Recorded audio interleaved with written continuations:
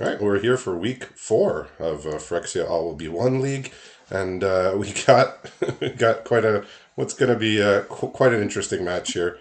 Caleb, who I'm watching, and then Cody-Rayce, who Justin's going to be watching. They're reprising their stipulation match from Bro League, where they had to play 10 of each basic land in their deck. No other rules, but they have to play 10 of each basic land. So the question Oh is, man. will they cast spells? I think comes to mind here. So Yeah, we see Caleb with an interesting hand. What's Cody holding over there? he can cast spells. He Oh, has fabulous. he has a forest, island, and plains. He could play a 3/1, which is very good, Well, especially in this format. this Bladed Ambassador might deal about 15 damage. So Caleb's got he's got impressive cards here: Lattice Blade Mantis, Thrun, Breaker of Silence, Evolved Spinoderm, drawn a Predation Steward for turn. However, he does not have a green source. So Okay. unless he draws a forest or a card of another color, his first play is going to be his Nimraiser Paladin on turn 5, which Okay. might just be a little too slow here. We'll see if Cody has some follow ups here. All right, he definitely has a follow up. Yeah. That is one we And were talking favorably about last week. So yeah, more planes off the top here for oh Caleb. boy. So we like to see these players challenge themselves, and they've got themselves in a challenge where there's a pretty big fail rate of I can't cast my spells because my deck's got 50 lands in it and no smoothing of any kind. So here we are. All right, so Cody's just gonna push the damage here, put him to 5, and I Yeah. suppose One. if Cody has absolutely nothing, uh, Caleb can survive till the next turn. But Good news for Caleb.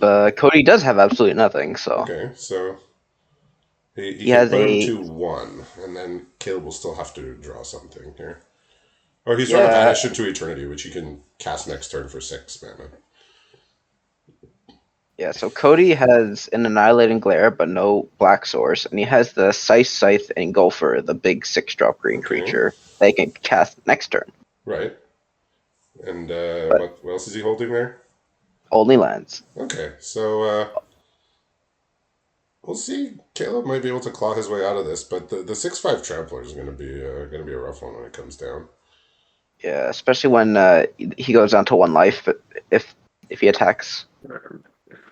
Yeah, so we'll see if he decides to put him down to 1.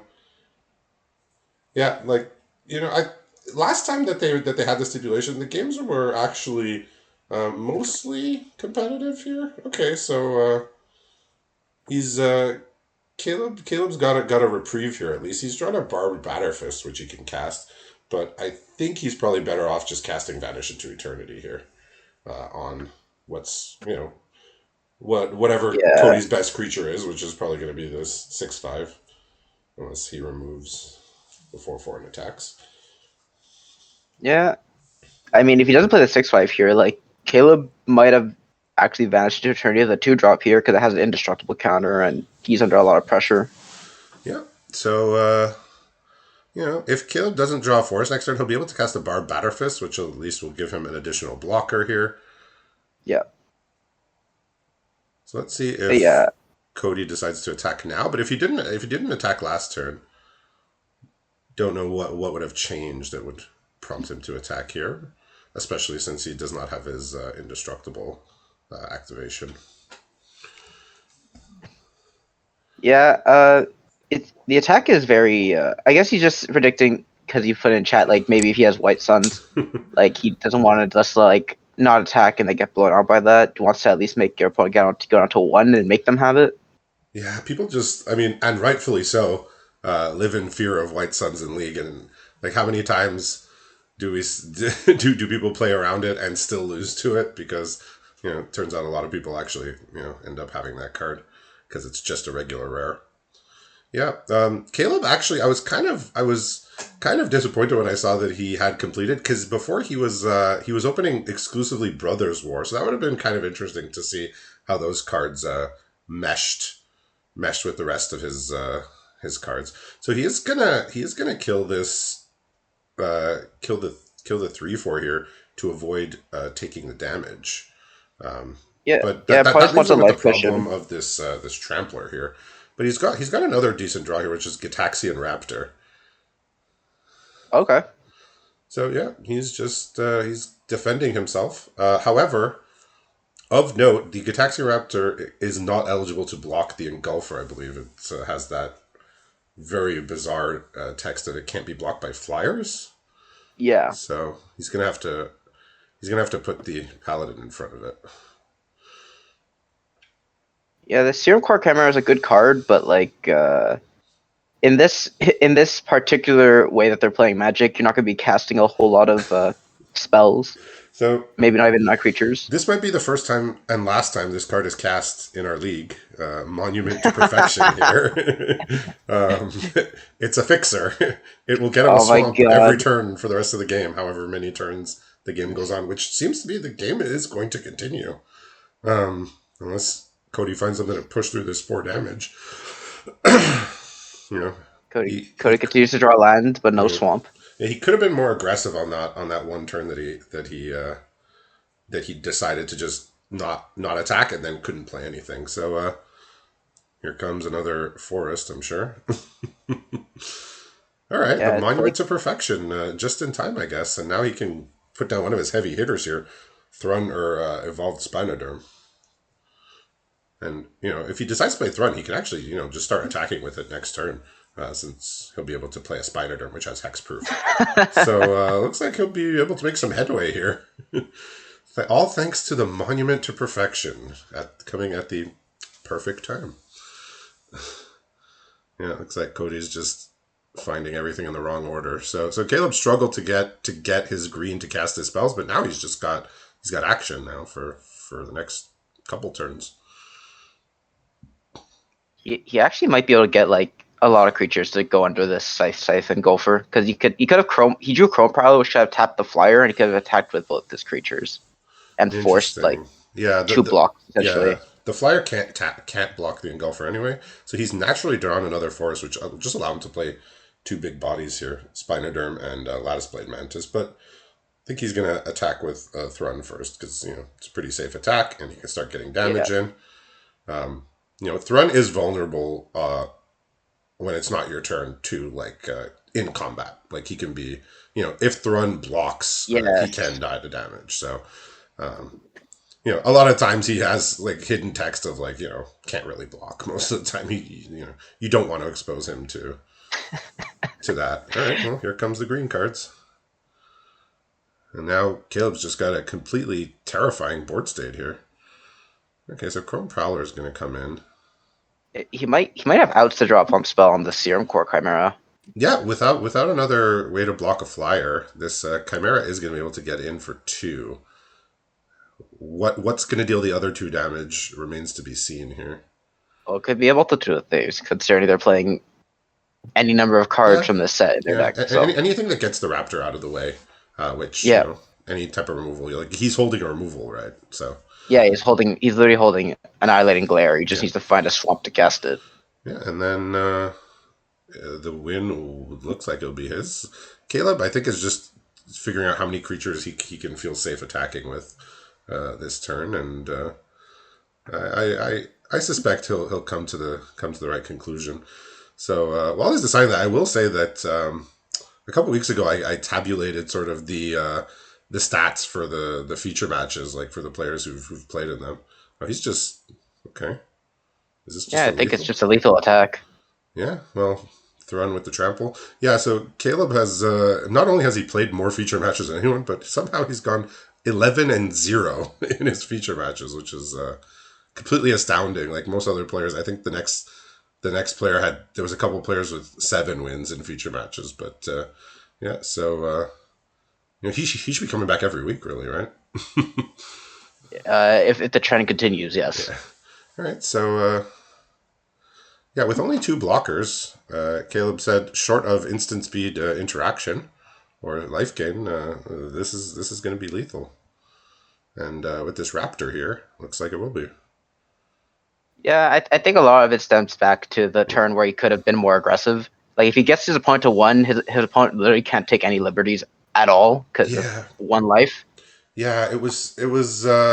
it was strange that he decided to attack on the next turn, but not the turn prior. So looking at Caleb's 128 card deck, I don't know how much sideboarding he's going to do here. Uh, yeah, so Cody's saying don't rewatch this. Yeah, Well, it's I'm pretty sure he's thinking back on his plays and is realizing, oh, I probably could have played this a lot differently. yeah. He had the one turn there where he decided to not attack, and then he attacked the next turn, the exact same attack they could have done there. So yeah, so Caleb's playing 53 lands. He's playing his 10 of each basic and his 3 Terramorphic Expanses, and then he's just playing a host of cards of all different colors. Um, Looks like black is his lightest color, but really it's just everything. Yeah. Yeah, So yeah, Cody did recognize he basically had the win. But he did respect that Caleb could have had instant speed tricks, removal, like who knows, but what can you do? yeah, but it's because he was tapped because he played the Nimrazer Paladin, right? Yeah, yeah. So He didn't have any. Yeah, he didn't have anything to do that turn. yeah, They're having some amusing discourse here. You could always count on Cody-Rayce for some fun chit chat in between matches. All right, so Mulligan here just a one lander, so it had nothing to do with colors here. I imagine the players are gonna have looser keeps than they would in a normal match. Just like, do I have lands and do I have spells? You know, yeah, I'm yeah. Curve keeping even if I can't cast some of the spells. curve doesn't matter. Yeah, Cody's keeping basically 5 lands, 4 of them of different land types. But he can only cast one spell because one of them is double red, and he doesn't have that. that's the life they. That's the life we lead. Don't try this at Yeah, home, or do I guess. But they're doing this for our entertainment and just because they like doing stuff out of the box. So in no way is this a recommended strategy to win in league. But as far as entertainment, can't get much better than than this. They're putting on a show for us. So Caleb's got 2 more lands in hand. He's got a Phyrexian Atlas, which is useful, and he's got some creatures here: Furnished Punisher, which he can't play yet, and he's drawn Armored Scrap Gorger for turn. So I think he's deciding whether he wants to play that or the Atlas. And he's got a Lattice Blade Mantis as well. yeah. Yeah, Cody is probably just lamenting that Caleb has a terrible freak expanse and a Fraction Atlas. it's almost like cheating. Yeah, really. It sounds like cheating. You just get whatever color you need, and then oh, here's a Furnace Strider. Might just put on the pressure here. Yep, Yeah. Furnace Strider. Like I said last week, just one of like the ubiquitous 5-drop of this format. Like this is the thing in draft. If your opponent's playing red, you kind of have to sometimes play as if and expect that a Furnace Strider is coming on turn 5 or sometimes turn 4. Um, you just have to assume that there might be one or multiple coming. So Cody actually has good options here. He's gonna edict away this Furnace Strider, Okay. respecting that more aggression can come with the next creature, and then he could just draw 2 cards with essentially divination. Oh, draw 2 cards. I like the sound of that. Yep. Yeah. So And without having to fear that he's going to be attacked next turn, he's just going to do this, and down is gonna. Here we're going to get 2 creatures played: Scrap Gorger and the Furnace Punisher. This is the worst ever format for Furnished Punisher. I can tell you that yeah, for yeah, for its extra ability here. Uh, 50 basics in the deck, so yeah. yeah, Cody has options here. He could either play a Dragonwing Glider or a Chimney Rabble.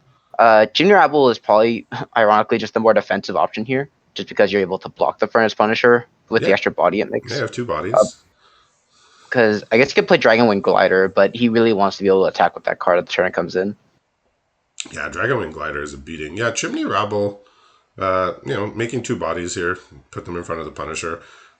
Pretty good. So Cody's up on cards here. So okay, he's just going to play the Dragonwing Glider. I guess he figures he can take 3 for a turn. Yeah, he has also the chimney rabble with the haste, so he can just go more aggressive. Yeah, and if the game goes longer, he also gets to give other stuff haste with the Dragon Wing potentially, bigger It, creatures it, to the it is ground. quite a hefty equip cost, 5 mana, but Yeah, well, sounds like he's going to be hitting his lands, so might be able to do it. So Caleb's got a Lattice Blade Mantis, which is an opening hand, and then a couple cards he's picked up in the last 2 turns here. Furnace Skull Bomb, which okay, he could use to accelerate the Armored Scrap Gorger into a 3/3 attacker if he wishes, but he's also got an Indoctrination Attendant, so um, he has a couple choices okay. of what he wants to do this turn. Uh, Figure that out once after he attacks. Yeah, The it's only consideration would be if he wants to use the Furnace Skull Bomb pre-combat to make his Scrap Gorger into a 3/3 attacker. But I think he's just going to play one of his 4 drops. I'm not sure about the situation. Like it feels like you're not in the right position to race here. Like you attack for 6, but then like your opponent has more cards, probably has more answers. So Yeah. going aggressive maybe not the best idea, but and again your opponent has more cards, so Yeah, you maybe want but to end the game fast. you never know what your opponent's holding in hand. Like last time, Caleb had 5 cards in hand and couldn't cast any of them.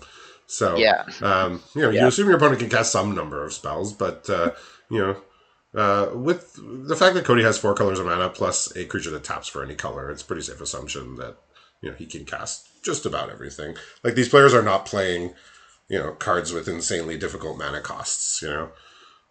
In a deck like this.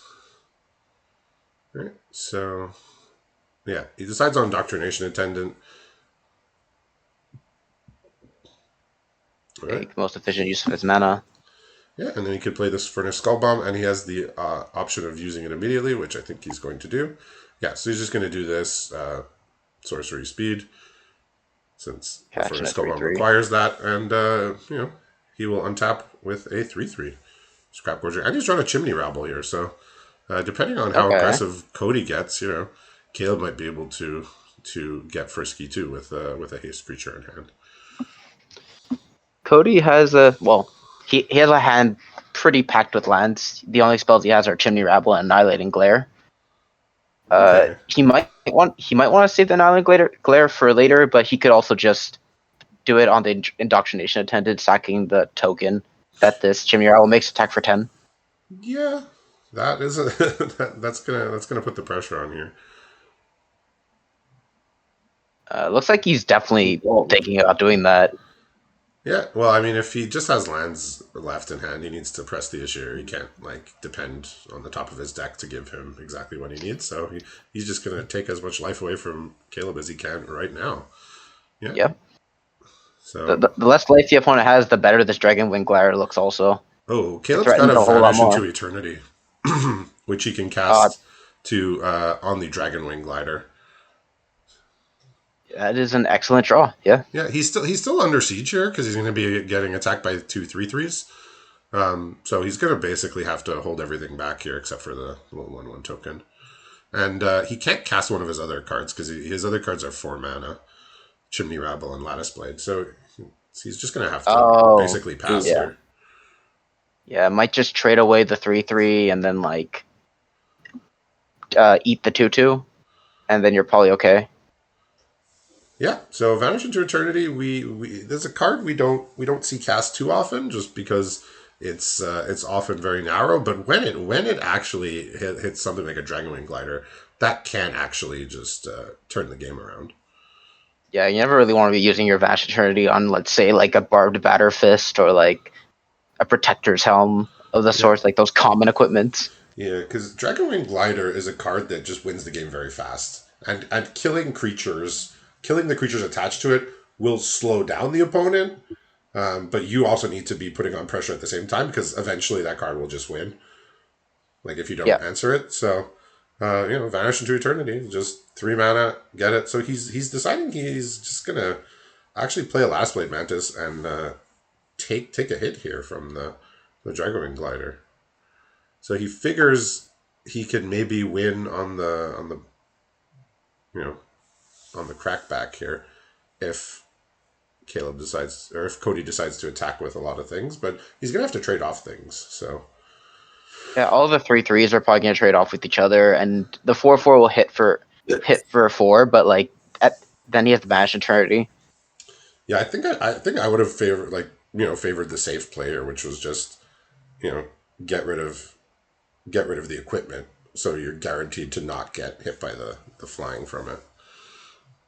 Or die to just pump spell. It's yeah. But actually, you're just dead to pump spell anyways, more or less. Well, he would be able to.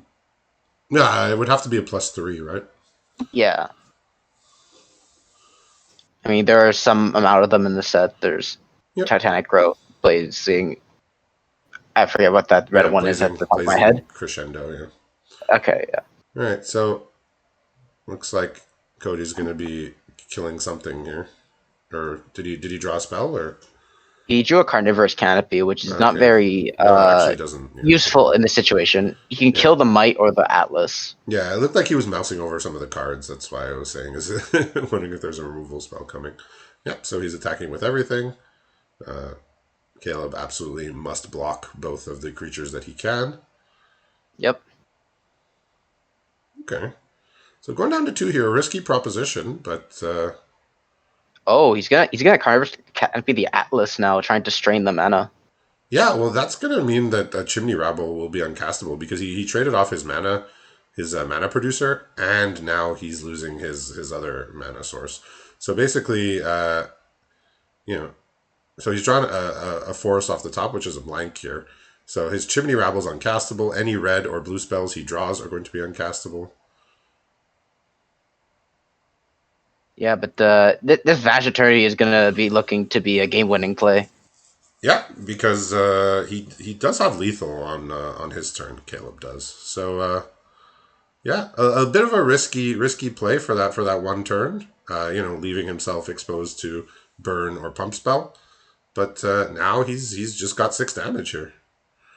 So sometimes you got to take risks, and the reward was he ended up being able to win the game on the back of his decision there. The last Blade Mantis closing the door very very quickly there after he traded off the rest of his creatures. So fun stipulation. Hopefully we see them again in a future league with this with the stipulation. And congratulations to Caleb. Now this is 12-0 in future matches. So keep coming back for him.